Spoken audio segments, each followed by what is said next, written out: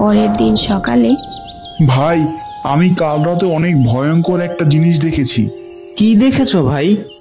রাতে আমি আমার বাড়ি ফিরে যাওয়ার সময় রাস্তার পাশের ঝোপের কাছে একটা লাশ দেখি, আর অন্ধকার হয়ে যাওয়াতে হাতে একটা মশাল নিয়েছিলাম।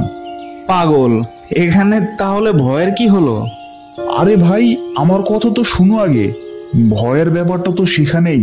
আমি যখন মশাল হাতে নিয়ে সেই লাশের দিকে আগাই, তখনই সেই লাশটা উঠে দাঁড়িয়ে একটা ভূত হয়ে যায়। আর আমাকে কি বলেছে জানো? তুমি পাগল হয়ে গেছো মিয়া, এসব কি উল্টা পাল্টা কথা বলছো তুমি? ভাই, আমি সত্যি বলছি, আমার কথা বিশ্বাস করো। ওই লাশটা আমাকে বলেছে যে আমার হাতে আগুন আছে বলে আমি আজ বেঁচে গেছি, না হলে আমি বাঁচতে পারতাম না। আর এটাও বলেছে যে আমার হাতে আগুন না থাকলে নাকি আগের দিনের লোকদের মতো আমাকেও মেরে ফেলতো। আগের দিনের মতো মানে? আগের দিন তো রহিম মিয়ার 2 ছেলে মারা গেছে, আর তারা তো প্রধানের বাড়ির সামনে পড়েছিল। তার মানে কি ওদেরকে ওই ভূতটাই মেরেছে? হ্যাঁ, আমারও তাই মনে হচ্ছে। হয়তো এটাই হয়েছে। আর জানো, কাল আমি যখন ভয় পেয়ে আমার বাড়ি ফিরে যাচ্ছিলাম, তখন প্রধানের বাড়ির কাছে আসতেই ওনার বাড়ির ভেতর থেকে খুব ভয়ঙ্কর এক শব্দ শুনতে পেরেছি। তুমি আসলেই পাগল হয়ে গেছো, সব উল্টাপাল্টা কথা বলছো। কেউ তোমার কথা বিশ্বাস করবে না, বুঝলে? যাও এখন বাড়ি ফিরে যাও, না হলে তোমাকেও মানুষ পাগল বলতে শুরু করবে। তুমি আমার কথা বিশ্বাস করলে না ভাই, দেখো তুমিও আমার কথার প্রমাণ পাবে। এমন বলে গনি ওর বাড়িতে চলে আসে। আর সুমন ভাবে, গনি ভাই এতবার করে একই কথা বলছে, আমি তো তাকে বললাম যে তার কথা আমি বিশ্বাস করিনি, কিন্তু একটা মানুষ এতবার একই কথা বলবে, একবার তো এটা মিলিয়ে দেখতেই হবে। আমি তো প্রধানের বাড়ির পাশেই থাকি, তাহলে আজ রাতে আমি আগে প্রধানের বাড়িতে নজর রাখবো, দেখি সেখানে কিছু পাই নাকি, পরে না হয় রাস্তার পাশের ঝোপের ব্যাপারে দেখা যাবে। সুমন সেদিন রাতে ওর ঘরে বসে অপেক্ষা করতে থাকে, এটা ভেবে যে প্রধানের বাড়ি থেকে কিছু শোনা যায় নাকি। আর কিছুক্ষণ পর সুমন শুনতে পায় ওর বাড়ির বাহিরে কারা যেন খুব আস্তে আস্তে কথা বলছে। এটা শুনে ও তাড়াতাড়ি ঘরের জানালার কাছে যায় আর দেখে, আরে বাবারে, এটা আমি কি দেখছি? 2টা ডাইনি আর একটা ভূত, কি ভয়ঙ্কর! আরে ওরা প্রধানের বাড়িতে কেন যাচ্ছে? প্রধানকে মেরে ফেলবে নাকি? আমি তো সেখানে যেতেও পারবো না, যদি আমাকেও মেরে ফেলে। আচ্ছা, দেখি কি হয়। সুমন এভাবে কিছুক্ষণ দাঁড়িয়ে থাকার পর দেখে ওই ডাইনি আর রাক্ষসরা প্রধানের বাড়ি থেকে বেরিয়ে আসলো। কিন্তু সুমন ভয়ে আর তখন প্রধানের বাড়িতে যায় না, সকাল হওয়ার অপেক্ষা করতে থাকে। কিছুক্ষণ পর সকাল হলে সুমন তাড়াতাড়ি প্রধানের বাড়িতে যায় আর তাকে ডাকতে থাকে, প্রধান মশাই, ও প্রধান মশাই, বাড়িতে আছেন? উনি কি বেঁচে আছে নাকি কাল রাতেই মারা গেল? আচ্ছা, আরেকবার ডাক দেই দেখি।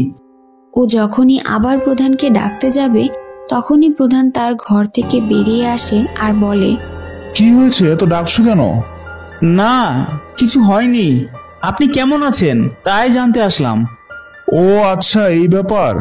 হ্যাঁ বাচ্চা, ভালোই আছি, তবে বুঝতেই তো পারো বয়স হয়েছে। হ্যাঁ তাই তো। আচ্ছা প্রধান মশাই, আমি যাই, কিছু কাজ আছে, আরেকদিন আসবো। এমন বলে সুমন সেখান থেকে গনির বাড়ির দিকে যেতে থাকে আর ভাবে, ব্যাপার কি, প্রধান তো একদম ঠিক আছে, তাহলে কাল রাতে ডাইনি আর ভূতটা যে ওনার বাড়িতে গেল, সেখানে গিয়ে কি করলো? কিছু তো চুরি করে নিয়ে যেতেও দেখলাম না। এক কাজ করি, গনি ভাইয়ের কাছে যাই, তাকে সব জানাই। সুমন গনিকে সব জানায়। আমি তোমাকে বলেছিলাম না তুমি প্রমাণ পাবে, দেখলে এখন প্রমাণ পেলে। কিন্তু চিন্তার বিষয় হলো প্রধানকে নিয়ে। তার বাড়িতে ওরা গেল কিন্তু কিছুই করলো না, এটা অদ্ভুত ব্যাপার লাগছে। আচ্ছা, আমার মাথায় একটা বুদ্ধি আছে। চলো আজ রাতে আমরা তোমার বাড়িতে অপেক্ষা করব। পরে আবার যদি ওই ডাইনি আর ভূত আসে প্রধানের বাড়িতে, তাহলে আমরা লুকিয়ে বাহির থেকে দেখার চেষ্টা করব যে কাহিনী কি। ভালো কথা বলেছো, কিন্তু আমার একা যেতে ভয় লাগছে। তুমি একা কোথায়, আমিও তো আছি। আরে তুমি আছো হলেই কি হবে, তবে ওই ডাইনি আর ভূত তো নিশ্চয়ই আমাদের দুজনের থেকে বেশি শক্তিশালী। তাহলে আমরা দুজন একা কি করতে পারবো ওদের সাথে? তাহলে এক কাজ করি, চলো একজন হুজুরকে সাথে নিয়ে যাব, সে তো অবশ্যই কিছু করতে পারবে। হ্যাঁ, এটা ঠিক বলেছো, চলো হুজুরের কাছে যাই আর তাকে সব জানাই। রাতে তো আবার দেখতে হবে সব ঘটনা। ওরা দুজন গ্রামের একজন হুজুরের কাছে যায় আর তাকে সবকিছু জানায়। সেদিন রাত হলে হুজুর আর ওরা দুজন সুমনের বাড়িতে অপেক্ষা করতে থাকে। কিছুক্ষণ পর সুমন আবার আগের দিনের মতো শব্দ শুনতে পায় আর সাথে সাথে জানালার কাছে যায় এবং দেখে আজও সেই ডাইনি আর ভূত প্রধানের বাড়িতে যাচ্ছে। আর এটা হুজুর আর গনিও দেখতে পায়। হুজুর, দেখুন দেখুন, ওই তো ওরা আবার আসছে। চলো আমরা প্রধানের বাড়ির জানালার কাছে যাই, সেখান থেকে লুকিয়ে মনে হয় কিছু দেখা যেতে পারে।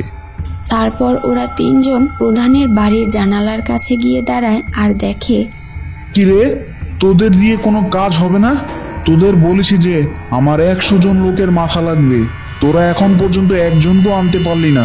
তোদের আমি কি করতে পুষে রেখেছি? 2 জনকে মেরেছিস, তাও এনে বোকার মতো আমার বাড়ির সামনে ফেলে রেখে গেলি। গ্রামের লোকেরা তো ওদের দেখেই ফেলেছে, তাই ওদের কাজে লাগাতে পারিনি। কিন্তু এখন পর্যন্ত আর একজনও আনতে পারলি না, তাহলে আমার কাজ হবে কিভাবে? আমি এই জাদু শক্তি কি করে পাবো তাহলে? হুজুর, আমরা অনেক চেষ্টা করেছি কিন্তু কাউকে পাচ্ছি না। আমাদের আর একটু সময় দিন, আমরা ঠিক আপনার ইচ্ছা পূরণ করব। আরে বাবারে, এত কিছু তাহলে সব ওই প্রধানের কাজ? ওই তাহলে এই ডাইনি আর ভূতদের পুষে রেখেছে গ্রামের লোকদের মারার জন্য। হুজুর, আপনি কিছু করেন, না হলে তো এদের জন্য আমরা গ্রামের সবাই মরে যাব। হ্যাঁ, ঠিক বলেছ। এই প্রধান কালো জাদু করে, তাই ও নিজেও একটা শয়তান। আমি এই বাড়িটা দোয়া পড়ে বন্ধ করে দিচ্ছি, তাহলে এই শয়তান প্রধান আর তার পুষে রাখা ডাইনি আর ভূতেরা কেউই বাইরে আসতে পারবে না। সব এই বাড়ির মধ্যে বন্দী হয়ে মরবে। কিন্তু মনে রেখো, আমি এই বাড়ি বন্ধ করার পর এই বাড়ি পরিত্যক্ত হয়ে যাবে, আর তোমরা যারা এই বাড়ির আশেপাশে থাকো তারাও এখান থেকে দূরে সরে যাবে। আর ভুলেও কেউ যেন এই বাড়ির দরজা খুলতে না পারে।